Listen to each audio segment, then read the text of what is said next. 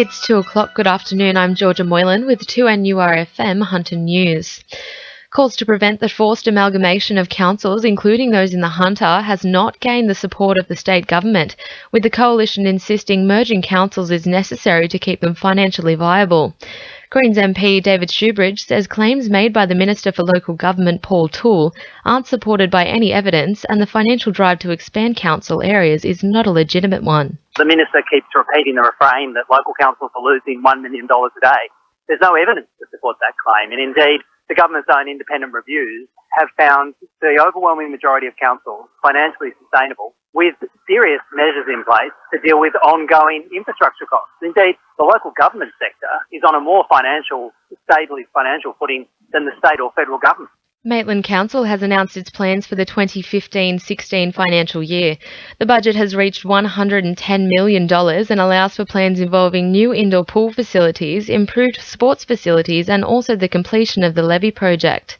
Mayor Peter Blackmore says while the construction and refurbishment may be a disruption, the results will benefit the city and its image. Any pain that's caused by these inconveniences are quickly forgotten when you'll see these new facilities come about, and once again people will be proud to say, as usual, that we come from Moylan, and that's very, very important to the council and also to the community.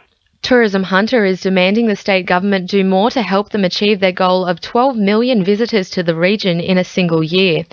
In a bid to attract more funding to the tourism industry, a period of dormancy is planned from July 1 and will continue until a secure funding structure is finalised. Chairman Will Creedon says the state government need to get on board. What we want to do is sit down, look at how we actually structure tourism in our region, look at how industry, local government and the state government can play their part. There is no question that industry are ready to play their part. There is no question that local government are ready to play their part. Now it's up to the state government to come in. Charlton MP Pat Conroy and Shadow Minister for Finance Tony Burke visited Argenton this week to assess the impact of federal budget on local businesses. A roundtable discussion was held with small business owners to discuss steps government could take to further support them. Pat Conroy says it's important to hear opinions from the people affected. The aim of the roundtable discussion was for Tony Burke, the Shadow Finance Minister, to meet directly with local small business owners to understand their challenges and their ideas on how to improve the economy, and for the small business owners to hear about Labor's plans to support small business, which really is the engine room of our economy. Shadow Assistant Treasurer Andrew Lee is visiting Newcastle today to promote and discuss the importance of the share economy. The Shadow Minister met with local tech startup Camplify, highlighting the share economy as a particular area of interest for the Labor opposition. Newcastle MP Sharon Clayton also attended the meeting and says the discussion gives new businesses in the Hunter like Camplify a chance to have their concerns heard. There is a discussion paper out there now. It's really important that we consult directly with the people working in this space so that we can deal with any of the issues that they are currently experiencing. Residents in Muswellbrook have shown support for mining in their region. Survey results say locals are more concerned about jobs than any other aspects of mines in the area. And in finance, the All Odds is down 10.9 points at 55.46, and $1 Australian dollar is buying 77.51 US cents. Sport for our sponsor, newcastlecheapestcars.com.au.